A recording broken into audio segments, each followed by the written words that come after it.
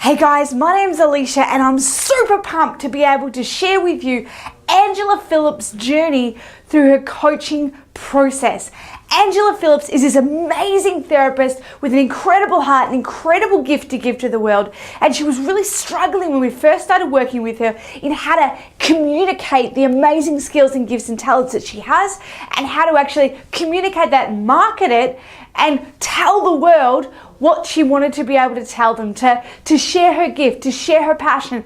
And she didn't know how to language that, didn't know how to put it in place. So I'm really excited to be able to share with you the case study we did with her, her journey from basically how she, exploded her business in a really short space of time, the clarity that she got, the things she put in place. And I can't wait for you to be able to hear some key distinctions and take some incredible knowledge.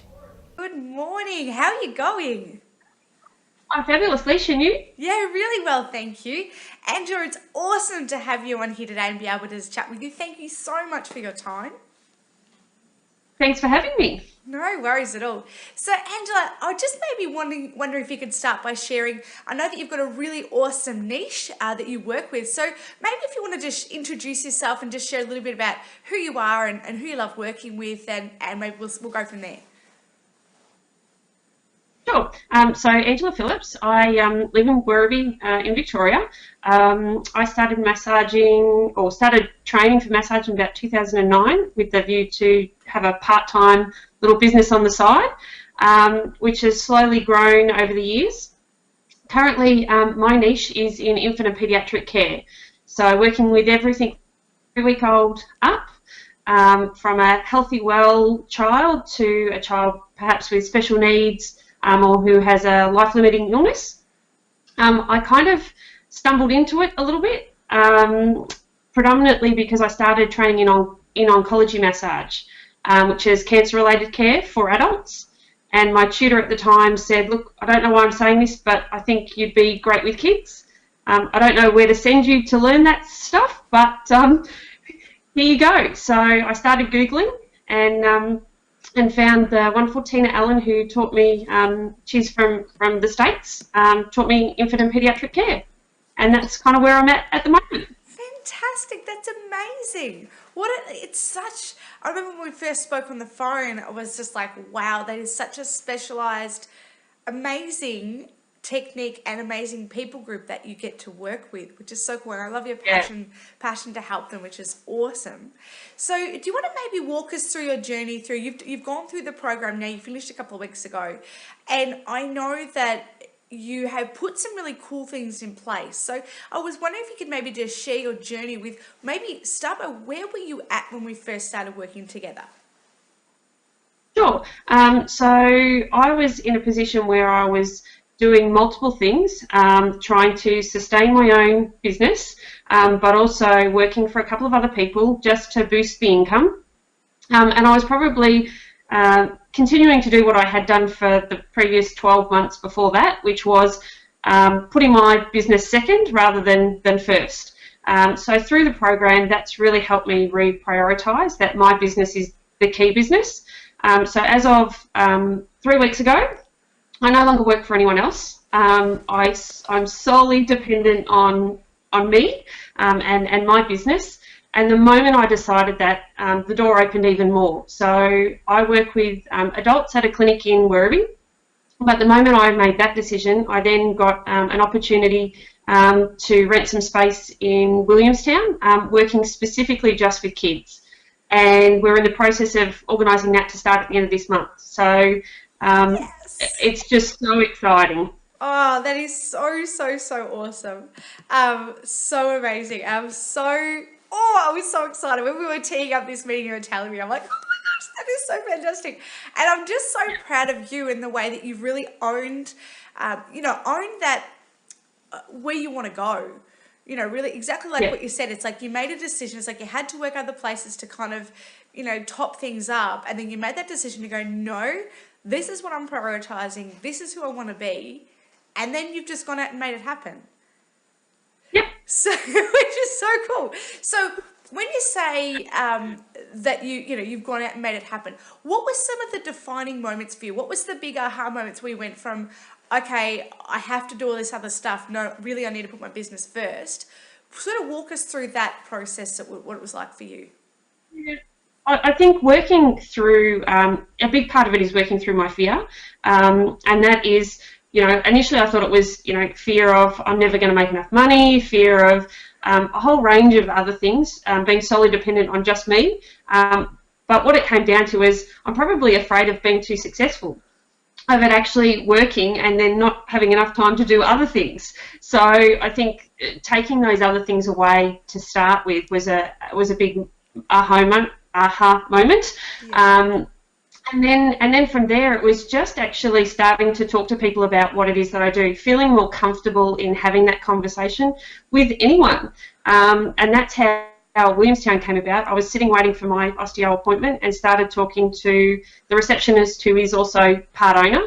And she just sort of said, we're looking for someone. I said, well, how about we have a coffee and have a conversation? And that's how it went from there. Awesome stuff. Because that was something I know you were struggling with when we first started, was actually being able to communicate what it is that you do. Because it's like you've got this unique gift and skill set, and it's like, how do you explain this to people? What helped you be able to language that or put that into language? I think just starting from the beginning with the mission, vision, and values, and really, like I've still got butcher's paper stuck up all over my walls in my house, and it's just each time I think of something, I just write it down, and then just starting with family and friends, in that probably safe environment, and then from there starting to develop my website, which I haven't quite finished, but I'm getting there. Nice.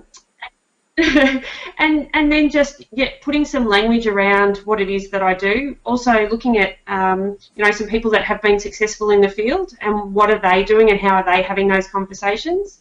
And certainly learning from the Massage Support Network, learning from yourself, the other graduates. Everyone sort of has something that you can take away from that experience, and just sort of drawing on it all. Yeah. Fantastic. That is really cool. And I think it's true that we need to surround ourselves with like-minded people, that's exactly right. We've got Massage Business Support Network, which is that environment of people that are, we are at cause for our lives, which means that our life doesn't happen to us. We create the life that we want, which is what you have modeled beautifully for us today. Thank you. And then realizing it's like, because a lot of people are like, oh, but what I do is so unique, I don't know how to market it. That's why I'm not busy. Or, I've got too many people in my area that do the same thing. That's why I'm not busy. And it's always that other stuff out there that's, we think, causing what's happening in here. And what I love how you put it is that we have to, I often say, you've got to do the internal work, because that internal creates the external. And when you realize that you're a business leader, when you realize that you have to have the confidence, when you realize that, okay, maybe I do acknowledge that I have a fear of success. What if I was wildly successful? But what if then I could help more people? Oh, okay, well, that's not too scary, because then it goes from, it's actually not about you. It actually becomes about the people. And I think that it's really important. It's a really key part of our program is having that tribe of like-minded people, because often if we don't have that, we'll start to ask people who are employees, oh, what do you think of this? And what do you think of that? It's like, well, that's great, but they don't get it, because they don't get it. It's dictated to them how much they'll earn, when they'll start work, what they're going to do, and how it works. Whereas us, we go, right, now we've got the opportunity to do anything. We've got to create some structure from that. So talk us through maybe, how many clients are you seeing now that you've gotten that confidence to go, right, businesswoman, I can do this. How many clients are you seeing now, maybe compared to where you were at the start of the program? So I suppose from the adult side, which is I wasn't wanting to grow at all, I'm being consistent in that approach. So I'm rebooking after every session. So I'm probably from that perspective, I was around the 75, 80% full. I'm at that 90, 95% full now, week in, week out, constantly. Fantastic. Then allowed me to focus on the pediatric side. And at the moment, I'm going in not having an established client base, which was a little scary to start with, but I just threw my hat in the ring and said it's going to happen. Yeah. I'm going to make it happen. Yeah. And so then started to put things in place for that to happen. So already. So I've signed up to, I'm going to do 2 little fundraisers with some local soccer clubs, junior soccer clubs in Williamstown and Newport the week before I start. Yeah. I've ordered my business shirt, so I'm doing up my brochure, and then I'm just going to start talking to people. So I've got an appointment with the maternal health nurse, and really just sort of going locally and saying, this is who I am, this is what I do, and try and generate those bookings before I actually walk in the door. Beautiful. And it's such a perfect example of making sure that we're being proactive, not reactive in our marketing, because what you're doing is saying, this is what I do. I'm not trying to attract gym junkies. I'm not trying to attract plumbers who are at the back on the weekend. It's like, I specifically work with kids. Most people have to go visit the maternal child health care nurse. That's where they're hanging out. Rock on, awesome stuff. And then looking at it and going, cool, let's create this momentum, create this energy before you've even started. Yep. Yes. And I got an extra bonus, a really extra bonus. I didn't even expect it, but they've offered me 2 weeks free rent to get myself established as well, which, you know, that's just an added bonus. I was going to make it work regardless, but, you know, to have that small little thing, you just go, okay, yep, this is a winner. Yeah, absolutely, absolutely. And that's fantastic. And it's clearly what we call a values match. So you touched on before your mission, vision, and values. Do you want to maybe talk about how the values aspect is what made you change from where you were at Werribee to where you want to go in Williamstown? Because I think, yes, it's more focused on pediatrics, that's fine, but there's also a series of values around it that you've really nailed down on. So how has getting clarity on that for you helped you make this decision? Yeah, I think, I suppose what I was looking for was, let me think about this. The difference, I suppose, between Werribee and Williamstown is, one, I've been going to this clinic for a number of years myself.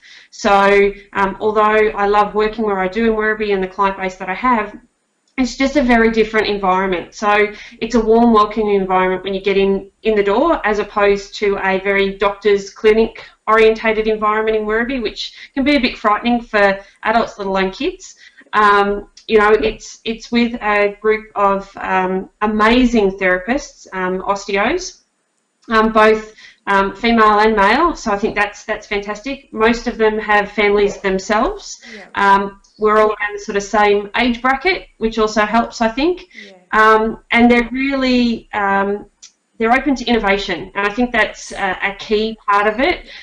You know, even a pediatric care isn't something that's I suppose a lot of people are aware of here in Australia in particular, and certainly taking your kids for a massage sounds a little bit crazy to some, but I suppose it's about that, they get me, I think, too. Yeah. The clinic gets me and what I'm trying to achieve. Yeah. We talked initially about, you know, do I work with adults there as well, and we between the two of us agreed, no, we're not going to cloud the waters, because otherwise I'll get too busy with adults and not have time to do the thing that I'm passionate about, which is kids. Yeah. So I think just from having those conversations, it was an automatic fit. It was just really comfortable. Absolutely. You know, certainly the program has helped me work out what questions to sort of talk about, because I'm going in as renting space, not as an employee. Well done. To, you know, tick the boxes about, you know, who does the laundry, what software are we going to use, you know, can I sell products? Yep.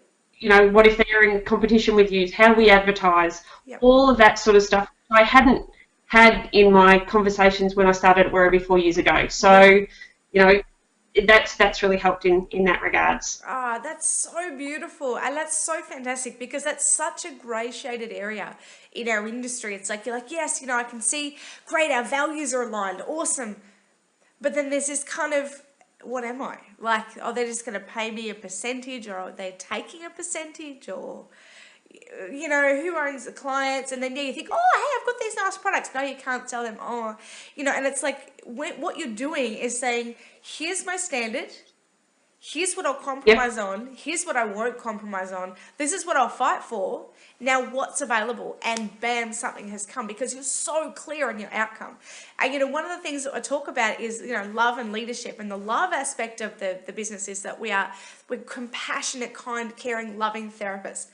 Usually if you're successful as a therapist, that's why, even if you outwork it in different ways. And the problem is we take that into business, and that it's like we just want to be liked, and we just want to kind of, you know, we don't want to we don't want to ruffle any feathers or, you know, muddy the waters or anything. And it's like what we need to do is learn to put our business hat on and go, right, what do I want? And have that leadership. And it doesn't mean being a dictator or a tyrant. It doesn't mean being a biatch. And it doesn't mean like this horrible, nasty, you know, kind of person comes out. It's like, what it means is going, well, what do I stand for? What do I value? What will I fight for? And saying it. Yeah. Being comfortable to have that conversation. Yeah, absolutely. Absolutely. And I think that I'm so proud of the steps that you're taking to create the life that you want. Because that for me is the most exciting thing as a coach. Yes, seeing more clients and yes, growing your business is always great.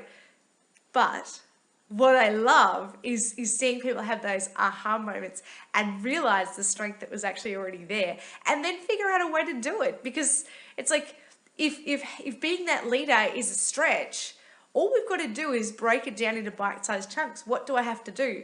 I've got to get some butcher's paper out with texters. Well, that's not too scary. Like, you know, anyone can do that.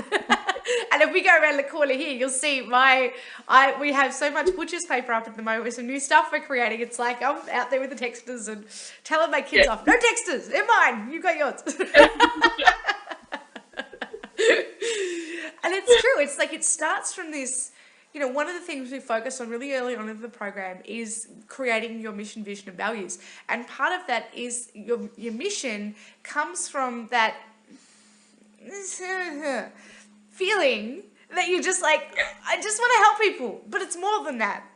And that's the part of the process is that you've actually extracted that and put language around it. And like you said, you're actually adding to it, which is really beautiful. So what was your biggest stretch through the program? What really challenged you throughout it? Let's be honest.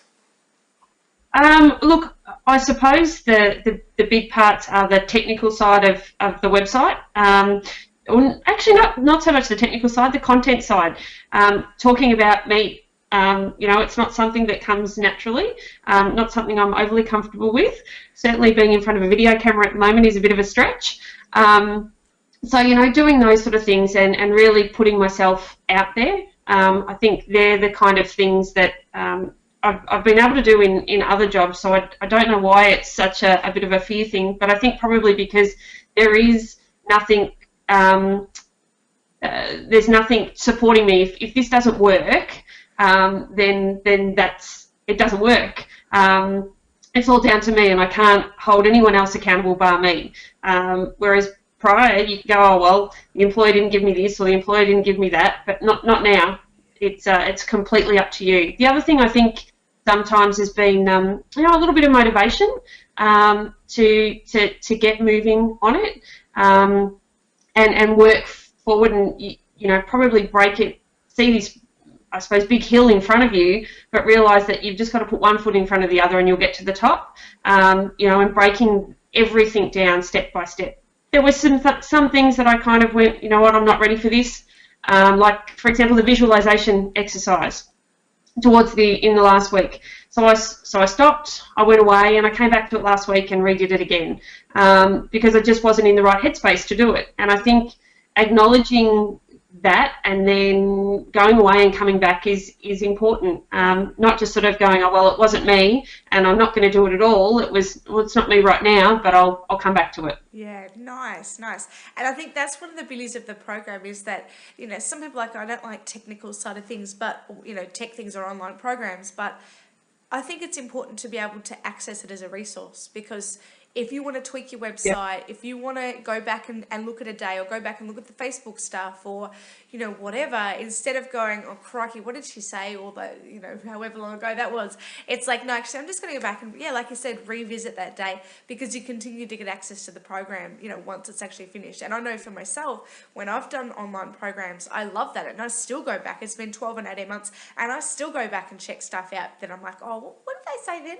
Was it some day that I missed? Or, you just, kind of rejigs your memory. So that's really good. That's really cool. What was your favourite part of the program? There was lots. Certainly. I definitely think that clarity around the mission, vision and values. Certainly, when it came to, as much as the website stuff was a little bit daunting, I'm working through it step by step, and I think it's that's was the biggest part for me, and it's the biggest takeaway. I've been talking about having a website for 6 years, and it just hasn't happened. So now I'm making it happen. And then, I just think just the way you broke down everything into bite-sized chunks, I think is the key. So, it's digestible, it's accessible, and then you can actually put it, it's a practical component. It's not just watching a video and going, okay, yep, we're done now. You actually have to go away and do things each and every time you do it. Absolutely, which then form part of your procedures. Because I'm a really practical person. Unless you cover off why, I'm not going to learn it. And then it has to be useful. And so I'm like, the way I've structured the program is that it's like, you've got to be able to literally watch something, do a how-to, and then actually implement that. Do it. Yeah, do it. Yep. Which is really super cool. So maybe for someone who's thinking about the program and is just kind of not sure if this is for them, or, what would you say to someone like that? I would say if you really want to succeed in your business and you really are passionate about what you want to do and you want to share that with people, then it certainly is a step-by-step process. As an individual business owner, you don't have those resources available to you everywhere, and this is a one-stop shop, I think, to get your business up and running and moving forward. And because it is a constant resource that you can keep going back to, and then from there you then develop, I didn't even know about the Massage Business Support Network. So then you were able to tap into that. And therefore, even though you're an independent business owner who may or may not work with other people, you've got a resource that you can tap into to bounce things around with and share ideas and ask questions that no one else really gets. You can ask your partner, or you could ask your family, or whoever it might be, but they actually don't get how a massage business runs. So I think from that perspective, and for me the other thing is that there's nothing else out there on the market. I've certainly come from a corporate background and a public servant background, so you can do a whole heap of leadership courses and business management courses and whatnot, but there's nothing out there that's specifically related to massage, and I think that was the key for me. That's what got me over the line, was that this was specific to massage. Yeah, beautiful. Look, thank you so much, Angela, for your time. It has been so exciting. It's been amazing working with you, and it's been really awesome to hear your story this morning, so thank you so much. Thanks, Leisha. Really appreciate everything you've helped me with. How awesome was that? If this message has resonated with you, if you're a therapist with an amazing passion that loves what you do, but you struggle to communicate it, if you feel like you need clarity in getting the mission, vision, and values, setting up your environment, setting up the right, getting the clarity to take the right steps at the right time, then get in touch. Fill in the form below, put your details in, because we want to help you. We're here to help massage and myotherapists understand the business side of things so that they can help more people, and we can't wait to be able to help you do what you love and do it even better and help even more people.